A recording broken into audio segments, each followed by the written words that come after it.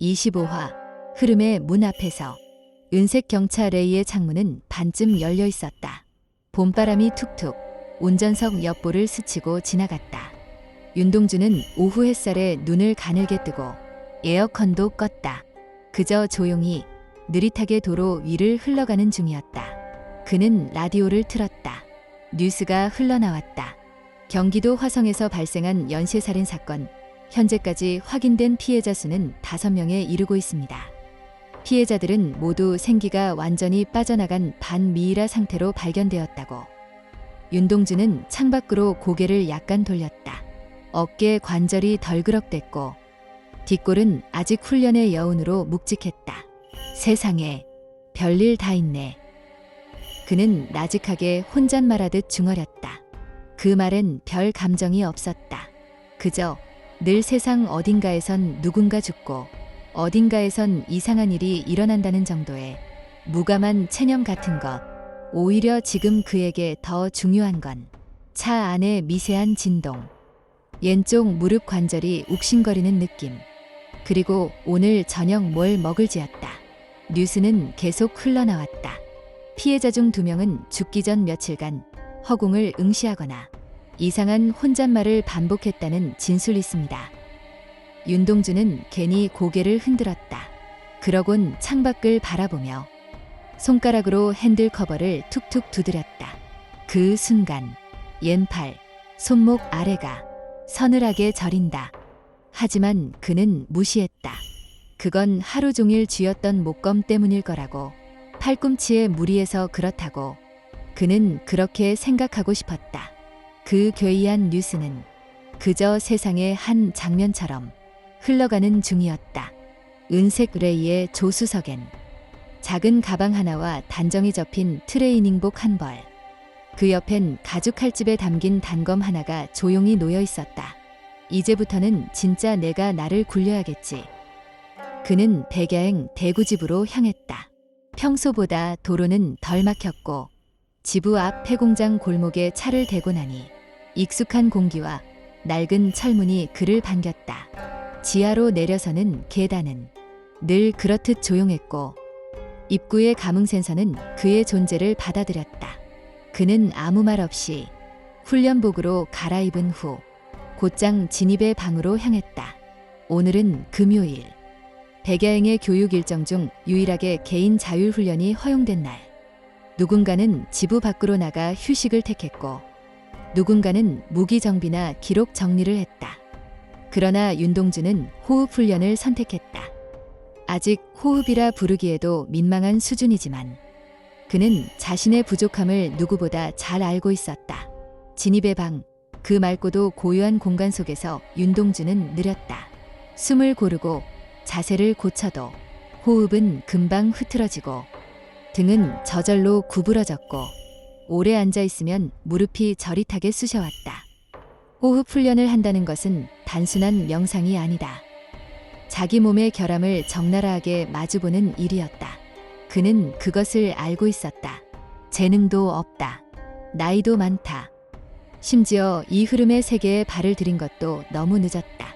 그러나 그의 안에는 분명히 뭔가가 있었다. 눈을 감고 흐름을 좇다 보면 왼손목의 문양이 서서히 빛을 퍼뜨리듯 반응했고 마치 무언가가 그의 안쪽에서 기억을 흘려보내는 듯한 감각이 있었다. 그건 단순한 공력도 내공도 아니었다. 그건 치론 기록경. 그의 내면 깊숙이 단 한 번도 본 적 없는 장면이 흘러들어왔다. 무너진 폐사, 무수한 손자국이 벽에 찍혀 있었고 아이의 울음소리, 그 위에 덮이는 듯한 칼날 부딪히는 금소금. 그것은 기억이 아니라 감각의 파편이었다. 윤동주는 깊게 숨을 들이마시고 눈을 떴다. 이건 단순한 호흡 훈련이 아니야. 그는 그제야 깨달았다. 이 느린 몸이, 이 쓸모없는 줄 알았던 수련이 지금 이 순간 자신조차 모르는 무언가의 흐름과 연결되고 있다는 것을. 그 흐름은 치론 기록경 때문일 수도 있고 혹은 진 본국검법 때문일 수도 있었다. 아니면 그 두 가지가 동시에 그를 통과해 움직이고 있는 것일지도 모른다. 윤동주는 생각했다. 지금은 느리고 약하고 무력하지만 그렇기 때문에 이 흐름이 더 정확하게 반응하는 것일 수도 있다. 그는 조용히 다시 자세를 고쳐 앉았다. 오늘은 공력이 오르지 않을 수도 있다. 기술이 늘지 않을 수도 있다. 하지만 분명히 무엇인가가 그 안에서 조금씩, 아주 조금씩 형태를 만들기 시작하고 있었다. 그리고 그것은 오직 윤동주에게만 허락된 흐름이었다. 훈련을 마치고 조용히 지부를 나왔다. 윤색 레이의 문을 닫는 소리가 폐공단 골목에 메아리 쳤다. 윤동주는 조용히 운전석에 앉았다. 어느새 지는 햇살이 전신 거울처럼 창에 비치고 있었다. 그는 천천히 시동을 걸었다. 잠깐 손이 멈췄다. 왼손목, 그곳에서 아주 희미하게 살아있는 듯한 열기가 느껴졌다. 마치 조금 전 진입의 방 안에서 느꼈던 그 감각의 여운이 여전히 그의 몸을 따라 흐르고 있는 듯했다. 괜찮아. 윤동주는 작게 중얼거리며 손목을 내려두었다. 조심스럽게 변속 레버를 당기고 레일을 골목 밖으로 밀어냈다. 라디오를 틀까 생각했지만 이내 꺼버렸다. 이 기묘한 정적이 오히려 지금은 더 어울렸다. 도로에 나서자 대구 시내의 불빛들이 하나둘 켜지기 시작했다. 빗방울도 없이 서늘해지는 저녁. 문득 윤동주는 스스로의 숨소리조차 무겁게 느껴지는 걸 깨달았다. 조금 무서웠나. 그는 쓴웃음을 지었다. 자신이 훈련 도중 느낀 기억의 파편, 이 단순한 환상이라기엔 너무 선명했다. 아직 초짜 주제에 뭘 기대한다고. 윤동주는 창밖으로 시선을 던지며 생각했다.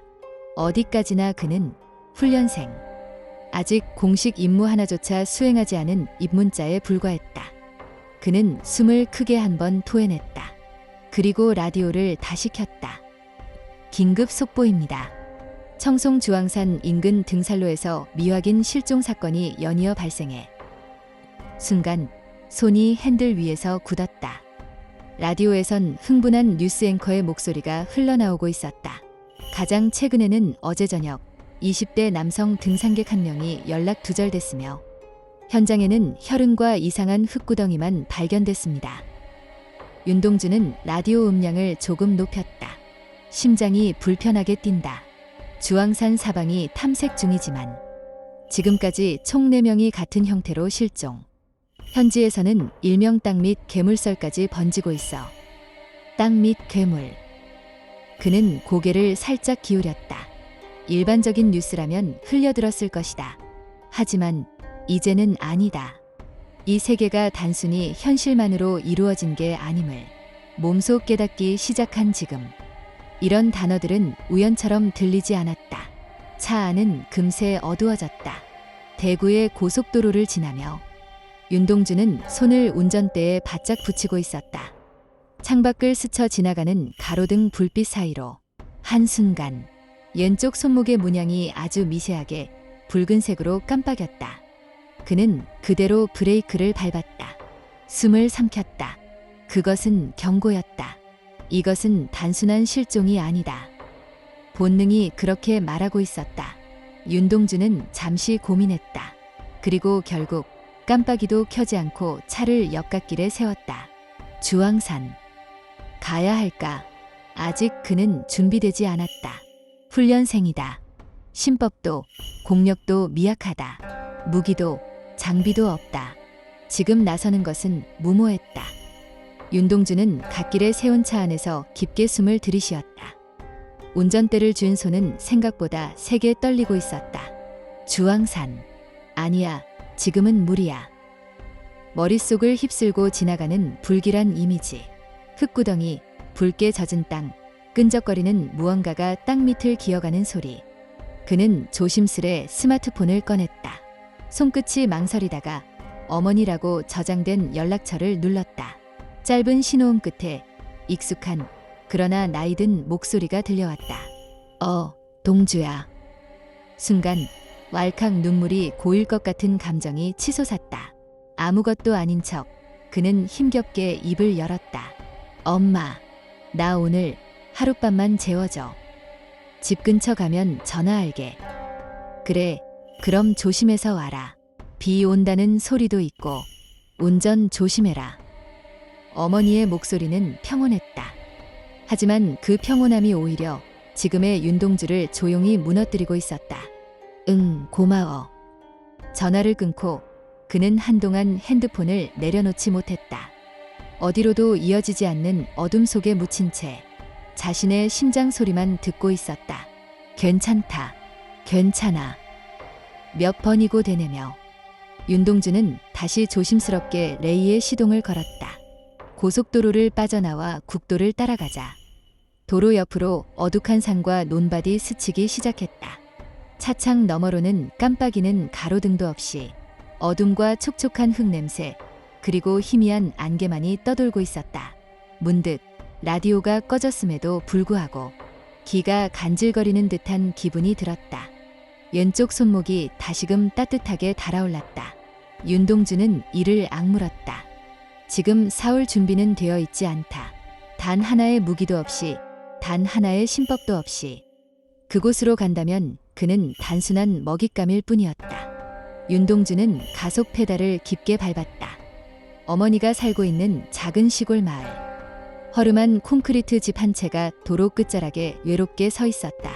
차를 세우고 내린 순간 촉촉한 풀내음과 함께 어딘가 먼 곳에서 울려오는 개 짖는 소리가 들려왔다. 낡은 대문을 밀자 익숙한 스르륵하는 소리와 함께 어머니가 환하게 웃으며 그를 맞이했다.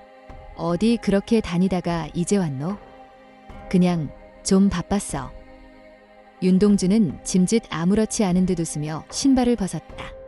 어머니는 따뜻한 국과 밥을 차려주었다. 밥을 먹는 동안 윤동주는 거의 말이 없었다. 어머니도 굳이 묻지 않았다. 거실에 누워 천장을 바라보았다. 낡은 전등은 가끔 깜빡거렸고 모서리엔 작은 거미가 조심스럽게 거미줄을 짜고 있었다. 눈을 감는다. 그러나 완전히 잠들 수는 없었다. 주황산, 땅 밑 괴물, 사라진 등산객들, 그리고 왼쪽 손목에 여전히 살아있는 듯 꿈틀거리는 그 문양. 어쩌면 이번에도 그 세계가 윤동주를 부른 것일지도 몰랐다.